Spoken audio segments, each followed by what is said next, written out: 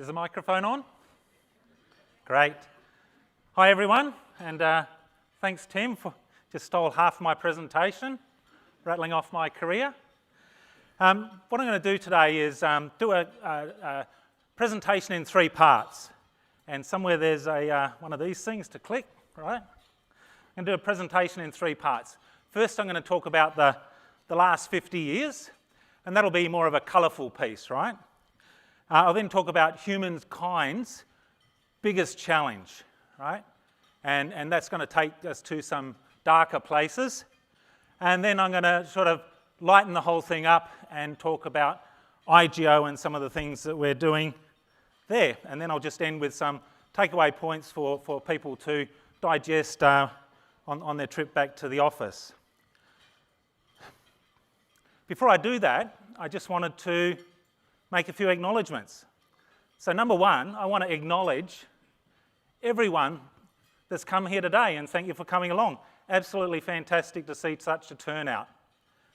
Second, I wanted to acknowledge the traditional custodians of the lands on all of the areas that where our activities are based. And last but not least, I wanted to acknowledge the current committee of the WA Mining Club, who continue to do a fantastic job and to continue building the WA Mining Club into the real cornerstone of networking and learning within the mining industry and leveraging on what all of their predecessors have done previously over the last 50 years since the WA Mining Club was formed in 1972. So 1972, I was going to say, where were you in 72? But half of you might not have been born, right? But it was a very interesting time. We had William McMahon as Prime Minister of Australia, soon to be replaced at the end of the year by Gough Whitlam. We had Richard Nixon in Washington with the early murmurings of Watergate starting to bubble to the surface. We had Mao in China, and we had Brezhnev in the USSR. And all across the world, we were listening to the greatest music ever created. Right? And I certainly know today that the greater proportion of my eclectic music collection it comes from the music of this era. And for those that weren't around at that time, the way you got to learn about music was you either listened to the radio station or you waited till the top 40 came out in the paper, and then you knew what you had to go to the record shop and buy. What was I doing in 1972? I was in Dalwallinu, and small country town about 2.5 hours drive northeast of Perth. Grew up partly on the farm. It was pretty hungry farming country out there, right on the fringes of the wheat belt, and then spent the rest of the time growing up in the Dalwallinu town. And as you can see from the main street of Dalwallinu here, this picture's only a couple of years old, but was probably quieter in 1972. There wasn't a lot to do, very similar to most country towns. And there was certainly no internet in 1972. And although we had TV, the test signal was telecast more than the programs were. So what you did was you got involved in everything that was going. And for me, that was Aussie rules football in the winter. It was competitive swimming in the summer. And then outside sport, the sort of things I got involved with was some musical theatre. Did some HMS Pinafore in Oklahoma. If someone passes a hat around and raises enough money, I'll burst into song. And then also did some, because my mum thought it was the right thing to do and it would help my football prowess, I did some ballet. It didn't really help the football prowess. But what was more fun was some Scottish sword dancing that I did with a group of 8. And this lucky lady here was my Scottish dancing partner. And this, obviously we're not doing the Scottish dancing here because I'd have a kilt on, right? But and obviously we're not dancing to some of that greatest music ever created because we might look a bit different. We were probably dancing to the Pride of Erin. But I was resplendent with white and green paisley shirt, green flared trousers and black and British racing green platform shoes. Sort of think about KISS-style platform shoes. And I was going to school, junior high school at the Dalwallanu School. And at that time, as you can imagine, small country town, small classes, and the WA education system was going through a period of streaming. So we're taking those small classes and breaking them down into even smaller streams with an advanced stream, an intermediate stream, and a basic stream. So I was lucky enough to be in the advanced stream, 4 to 6 kids per class, and all of the rest of the class were girls. And they were super smart, right? And really challenged me and made me be better in junior high school than I might have otherwise been. You know, without that competition, my lazy side might have come through. And so out of that was born, out of that 3 years, huge respect for women. At that same time, in the highlands of Hawaii, where they measure the atmospheric CO2 in the atmosphere in 1972, the year the WA Mining Club was born, was 327 parts per million. And it has already increased from the 315 parts per million when they started testing in the year that I was born in 1958. 10 years later, on the 10th anniversary of the WA School of Mines, it had upticked to 342 parts per million. And I'd gone on from junior high school to senior high school, university. I'd had that sliding doors moment where I decided not to be a doctor and be a metallurgist instead, because it'd be so much more fun, right? And I'd had an early start to my career in mineral sands and gold. And here I'd transitioned out of that, and in 1982 I was starting at the titanium dioxide pigment plant that Laporte was running just outside of Bunbury. And this was a fantastic place to work. You know, technically challenging.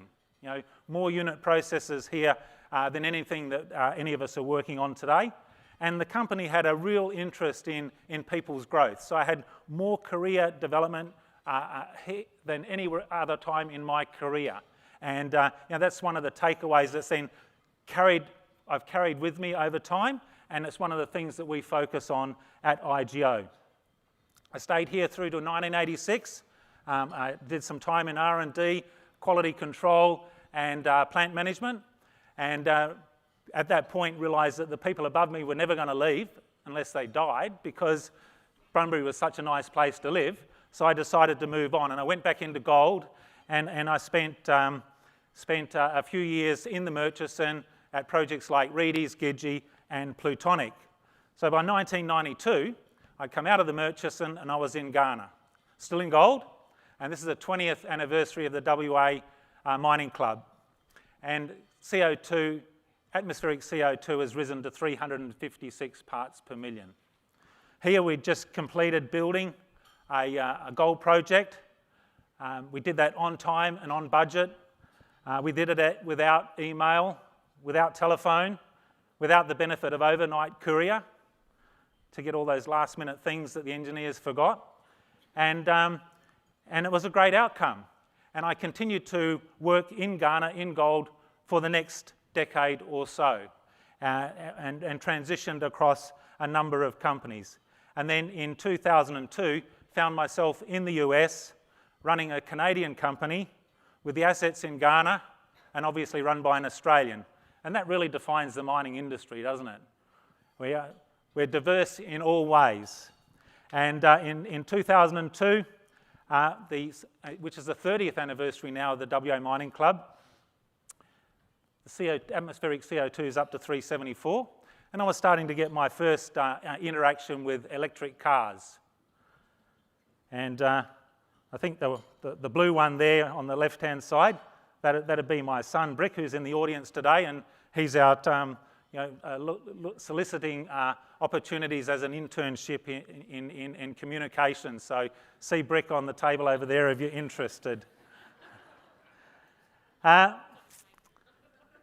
I stayed in that role till 2008, and then having reached the ripe old age of 50, decided it was time to retire. And we retired to the north coast of New South Wales.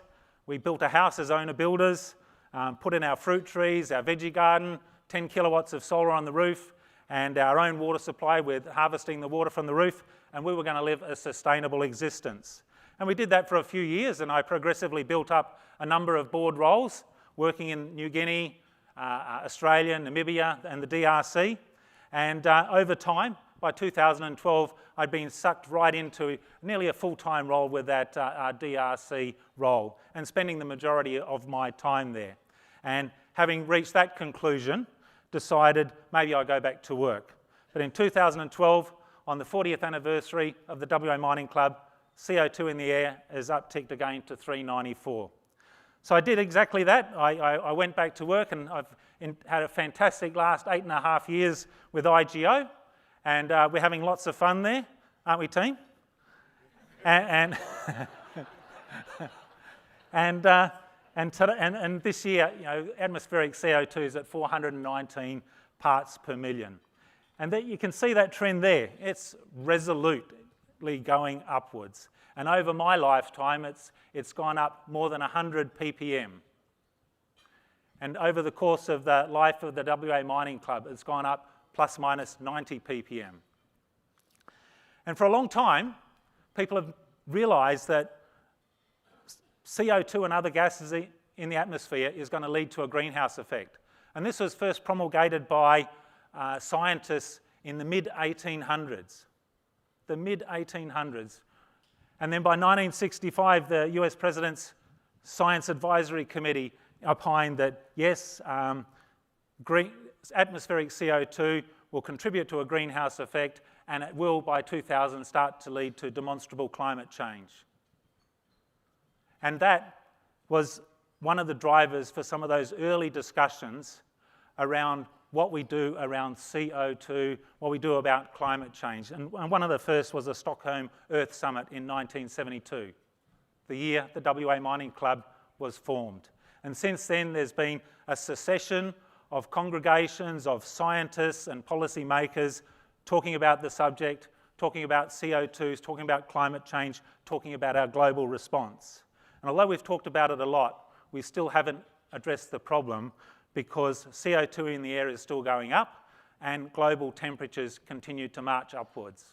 Currently sitting at about 1.3 degrees above the pre-industrial average, and that's an average for the period 1850 to 1900. And they've taken my slide away. Thank you. And going forward, we could expect one of a number of outcomes, right? And they're laid out on the slide here. There's the stated policies that people have made, and if we can achieve that going forward, we're going to see global temperatures rise between 2.5% and 3% by the end of the century. And that's just at the midpoint. There's a 50% probability that it could be higher than that, and there's a 50% probability it could be lower. And then there's the other couple of scenarios, and the green one there is the net zero scenario, achieving net zero by 2050 and minimising temperature increases to less than 1.5%.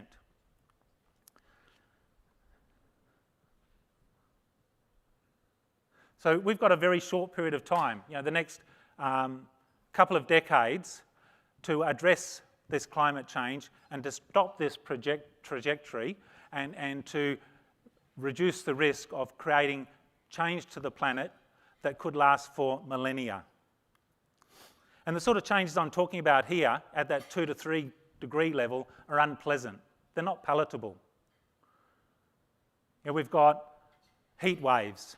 We've got greater proportions of the Earth's landmass having more tropical conditions and subject to tropical diseases. We've got food production areas becoming dust bowls.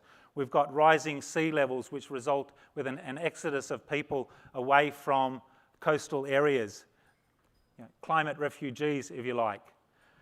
And all of that is very unpleasant. But as I said, that's at the midpoint, or in that 50% probability above the midpoint. There is the chance that we are in that lower 50%, and we could be lucky and we see global temperatures level off earlier. But as Clint Eastwood would say, how lucky do you feel? Right? So let's, ppm, that's hard to understand. Temperature rise, maybe we can understand that. But let's put this in units that perhaps we relate to. Gigatons of CO2 equivalent being ejected into the atmosphere.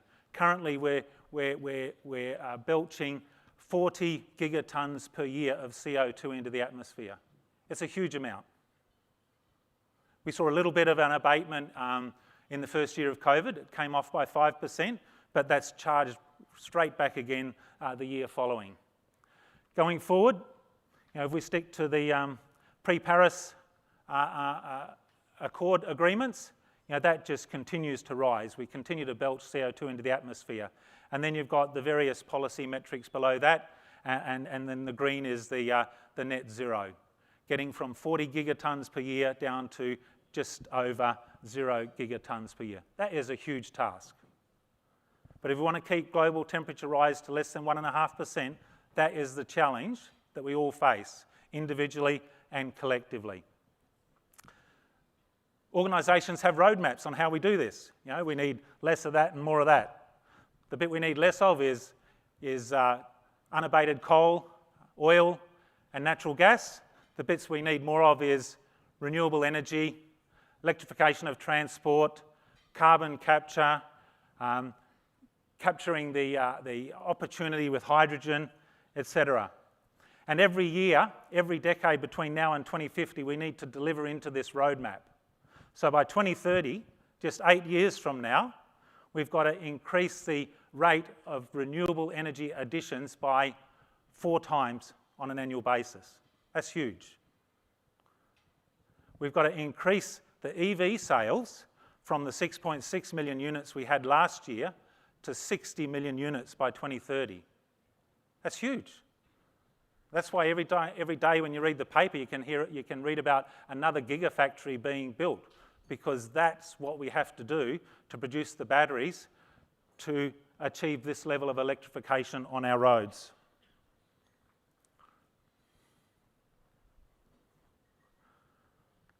We commonly talk to this in our corporate presentations, but when we do, we rely on Bloomberg New Energy Finance numbers. These are the orange columns on the chart.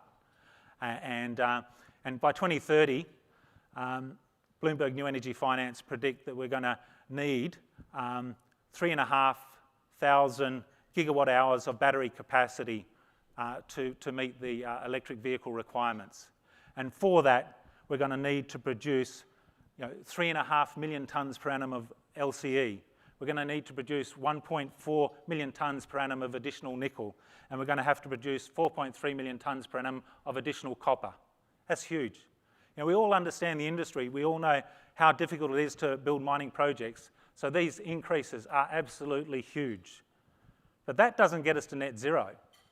To get to net zero, we have to do 6,600 gigawatt hours of battery capacity by 2030.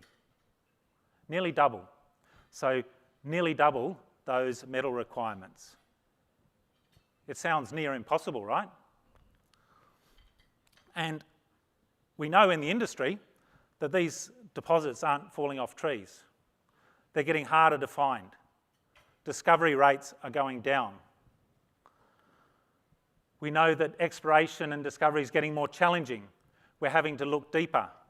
We're having to explore in more difficult jurisdictions. And project developments are getting more challenging. The average project development in the decade up to 2019 was 17 years. 17 years from discovery through to production. That's a long time. And before that, we've got to make the discoveries, right? And we all know what the problems are. The problems are how long it takes to get land access, permitting and approvals, the increasing complexity of the projects that we are finding, because the dripping roasts, that were easy, they were done before, right? And then the access to people and resources to be able to achieve that. But we have the opportunity amongst us, the mining community, in collaboration with society and government, to turn things around and get things moving faster. To increase our investment in exploration, to do more collaboration around exploration R&D to try and find new ways of making discoveries faster, working with government and the community to streamline permitting and approvals, but without compromising the due diligence we would do. It shouldn't take as long as we take to get the approvals we get. The work certainly doesn't take that long. We need to find new ways of mining, new ways of processing, new ways of refining. We need innovation to reduce the timelines, the capital costs to build, and to reduce the ESG impact. And we need to work out how we can weave recycling into our processing and refining operations to leverage off the stream of critical minerals that will come in the future as batteries get to end of mine life. Australia has been a laggard for many years, and it's therefore pleasing to see some of the narrative that's now coming out of Canberra. And I was at this energy forum in Sydney a couple of weeks ago and listening to Anthony Albanese talk, and we look forward to that narrative turning into action and Australia taking that leading role and leveraging the resources that we do have, sun, wind and critical minerals, to be a key part of this solution. IGO likes to think it's part of the solution. You know, our purpose is making a difference. Whoa. And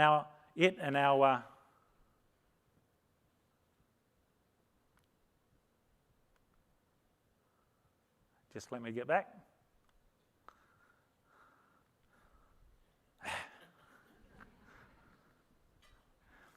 Our purpose and our purpose narrative talk to our commitment to responding to climate change, to finding, mining and refining those critical metals that are required to make renewable energy and the electrification of transport possible. And we talk to the why. You know, the why is creating a better planet for future generations. And that informs, now it doesn't want to go anywhere, right?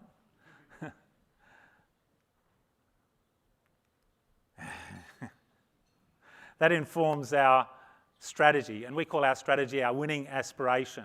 Our winning aspiration is to be a globally relevant company focused on clean energy metals to create a better planet. And within that, we don't want to be narrow, and we don't want to just do nickel, or we don't want to do lithium. We want to do everything. Any contribution that we can make to a better planet is what we want to do, and we want to do that safely, ethically, sustainably and reliably.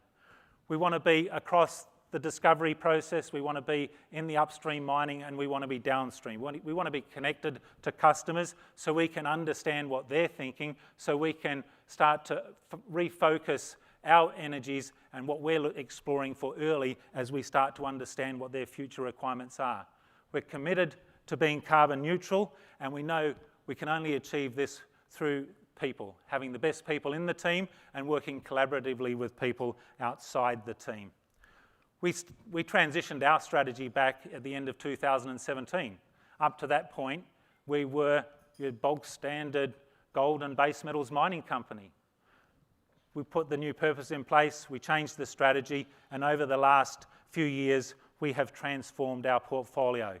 And the key steps to that transformation are laid out on the page here. We entered into a joint venture with Tianqi to form a lithium JV, and one of our partners at the Greenbushes level, Albemarle's here today as well. Great to see them here. And we went on from that transaction to sell the gold asset that we had. We can't see the benefit for us as a clean energy metals company continuing to hold a gold asset going forward. And we've done 2 transactions to increase our nickel portfolio. And the most recent one of those we closed just over a month ago, which was the acquisition of Western Areas. So today we're producing nickel, lithium, and some copper and cobalt byproduct credits. We're invested in exploration, we're invested in upstream mining, and we're invested in downstream processing. So what I'm going to do is just give you a bit of a potted summary of the business as it is today. Won't spend too long here because I'll have Cassandra up there giving me the warning bell. And I'll break that into 2 parts. First, I'll talk about our nickel business, and then I'll talk about the lithium business. So nickel. We've got a really good portfolio now of producing development stage, exploration stage projects, and we're also starting to do further work on what we can do downstream to produce nickel sulfate for the electric vehicle battery industry. Nova, many of you know well. I've been up here, I've talked about Nova before, and it's just been an outstanding mine, producing consistent nickel units with some copper and cobalt contributions, and is the lowest cost nickel producer in Australia. And it has really strong ESG fundamentals, and has one of the lowest carbon intensities of all nickel producers globally. So a really great asset. Cosmos and Forrestania came to us as a result of the Western Areas transaction. Cosmos is a great opportunity. It's in the development stage. We're expecting to commence production mid-next year, and that mine will go for at least 10 years, and we believe that with the benefit of a feasibility study on Mount Good, we'll be able to take that out 20 years or more. Forrestania, many of you know it well. It's been operating for a long time. It's had a long and successful history, and we're convinced that at Forrestania and Cosmos there's more nickel to find. So through our exploration team, we'll be doing the work to understand the potential there while continuing to explore our portfolio of belt scale assets and progressing that downstream nickel sulfate study. Talk now to the lithium business. A great photo here of the Kwinana refinery, and the lithium business is our JV with Tianqi, and it's a global JV outside China. So whatever we both do, we do together.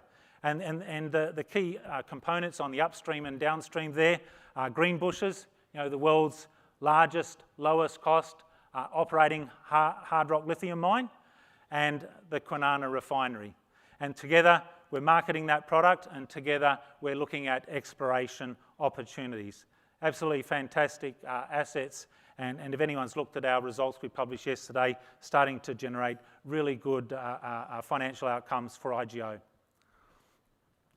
I touched there on exploration, and I'll just give you a very high-level view of what we're doing in that area. You can see our portfolio on a page.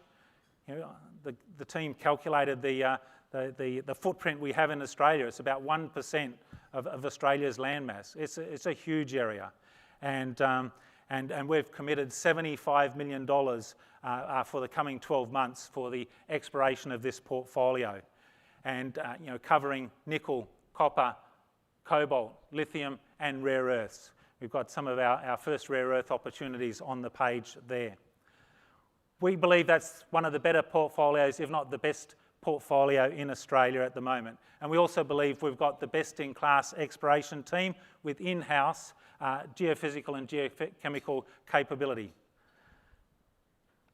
One of the things we focus on is investing in the right science within the business, but also collaborating with partners outside IGO to make sure that we are doing the R&D in collaboration with others to improve our understanding of the terrains that we're searching in and to increase the probability of our success. When I talked earlier about our winning aspiration, I talked to producing a diverse suite of products and doing that safely, sustainably, ethically, and reliably. So ESG and sustainability is built into the very fabric of the DNA of the business.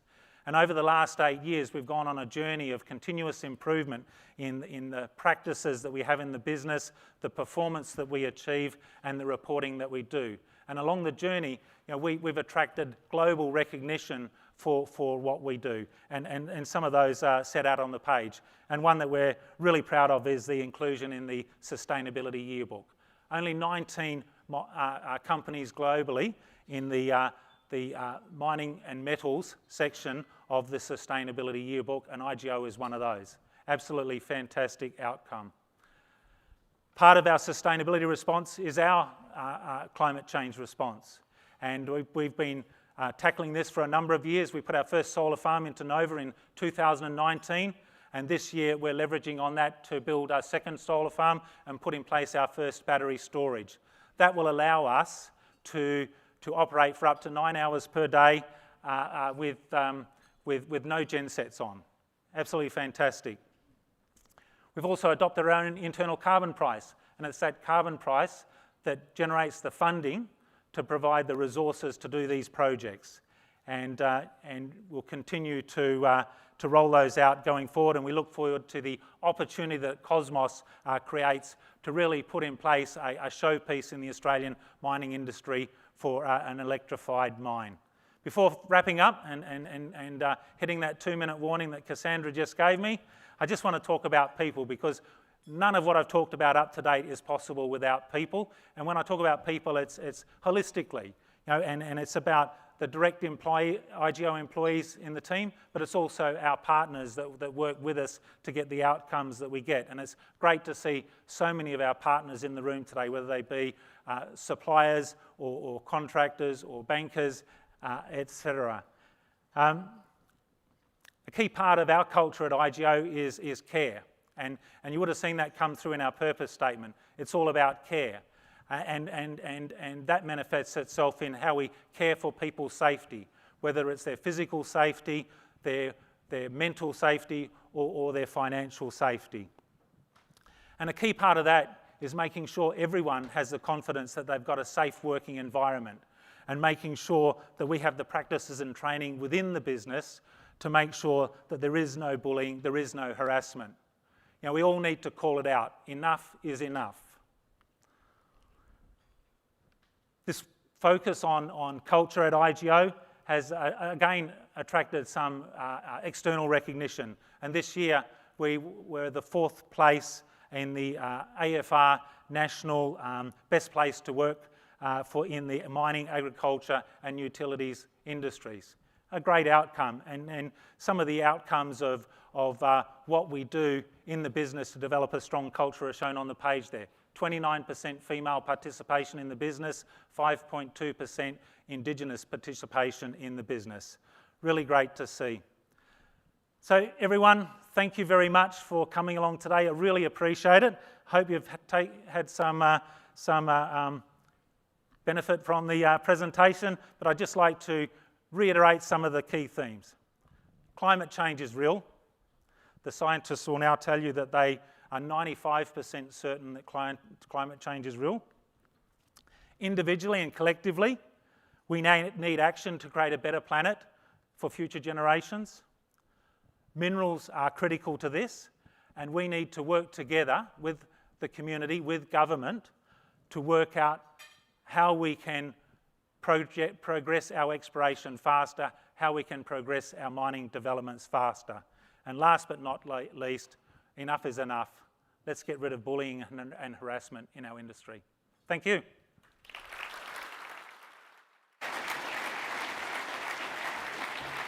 Thank you, Peter. I'll get you to stay where you are if you wouldn't mind, because we have got a few questions that have come through on the Slido app. Thank you to those who contributed on the questions. The most popular one is a cracker, but I'll leave that for last. If anyone's on there, you know the one I'm talking about. It's the most popular or endorsed question on the list, but it's a little bit off topic. There's a couple of questions here around electric vehicles and infrastructure, so I'll paraphrase here, but how do you propose to address that in a realistic and timely way? The changes to infrastructure needs as we get more and more EVs on the road. Yeah, and again, that needs to, we need policy. If we take the Australia, for example, we need a policy framework and to put the infrastructure development on steroids. And you only have to go to other jurisdictions to know that it's possible. New Zealand, for example, is in a far better position than Australia, and more electric vehicles are sold in New Zealand as a result. So policy first, and then roll out the infrastructure. But sometimes people make it a bigger deal of it than it really is.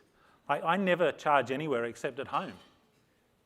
And you don't really need that infrastructure unless you're travelling long distances, and that's where that policy initiatives from government need to be focused. Last time you were presenting before us, Peter, you talked about trading in your guzzling V8 for a Tesla and boasting how quickly it could go, 0 to 100 in whatever it was. How many speeding fines have you had? I've had none in the Tesla. But it's been a fantastic car, and I think it was here in about September, October 2019, right? Yep. So I've had it about 3 years, and absolutely fantastic vehicle, and I just wouldn't go backwards now. And in fact, I have put myself in the queue for an upgrade, the Tesla S-Plaid. It's pretty easy to do because you just get in there, you order it, you pay the $350 refundable deposit, and if you change your mind in the future, you get your $350 back, right? Very good. Fingers crossed. All right, this one from an anonymous member of the audience. How would you compare the current challenge versus the hole in the ozone layer in the 80s and 90s? I truly think that what we have today is far bigger, because what we're talking about is if we get to a saturation point, then the effect may last thousands of years. And we know from that example there, hole in the ozone layer, people got together, they knew what the problem was, and they put in place targets to reduce CFCs, right? And we've got the example of what can be achieved. Let's repeat the example. Should mining organisations be contributing to research in new battery technology to best utilise our existing assets? Say that one again. Should mining organisations be contributing to research in new battery technology? That's an interesting one. What does everyone think? Hands up, who thinks yes? Who thinks no, just stick to your knitting? Yeah, I'll go with the audience. Yeah. Wasn't an overwhelming yes, but I think the yes vote has it. Volvo put out a paper, combustible car up to, let me count the zeros, I think that's 1 million kilometres, total better carbon footprint than an EV vehicle over manufacture and operation. So why buy an electric vehicle? I haven't done the work on that, so I can't comment. Okay, nicely deflected. Thank you very much. Well, maybe we'll hit you up the next time you're here. With copper-producing countries in South America going through a rough patch at the moment, do you see Australia embracing low-grade operations soon? You've got to imagine with that scarcity coming along, that demand and that supply gap, that incentive prices ultimately have got to be a lot higher. And as a result, that's going to create more opportunities in Australia. And we have wonderful sediment-hosted copper basins here, which have just not had enough exploration, and that's one of our focuses at IGO. All right, this one from Imogen. If companies could make one small change tomorrow to reach net zero, what should it be? So, if companies... Yeah, I suppose it's fairly broad, isn't it? Yeah. Like it's the thing that all of us can do, like reduce. There's so many ways to reduce. Do you need all those lights on? Does the company need to have all of that demand going all the time? What can we do to reduce it? At a personal level, more walking, more cycling, more public transport. If you don't have an EV, rely on those, and we can then carry that same theme through into our businesses. At Nova, when we put our first solar farm in, that reduced our CO2 emissions by 11%. Our second solar farm reduces it by 24%. We can do real things, and those solar farms for us have been good for the planet, but they've been good for our balance sheet as well, because it's a better economic outcome than burning oil. Final question, and like I said, easily the most popular question that's been submitted so far, and I think you brought this on yourself, Peter, by mentioning it early on. Can you still pull off any of your ballet dance moves? Yeah, absolutely, but only in a dark room with no furniture, right? That's the best time to dance. So it's a yes, but he's not going to show you right now. No. A couple of people too would like to see your slides again a little bit later on as well, so they can follow them in their own time. So if you wouldn't mind providing them to those who are after it. I don't know, maybe come and see Peter, who's just sitting at the front here, after we're done here. Thank you, Peter. I'll invite Natalie back. Thanks, everyone. Now for an official vote of thanks.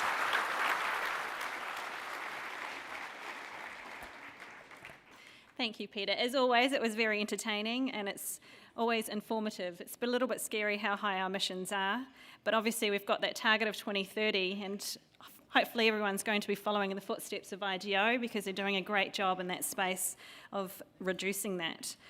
And I have to say, obviously, as well, we've all got to target ourselves to actually make sure that we're reducing it at home, not just as an industry. I have my stepson tell me every day, what am I doing to reduce it a little bit each day? So I actually give that out to everyone to take it on as an action and see what you can do, and maybe in 50 years we can come back and see how we achieved it.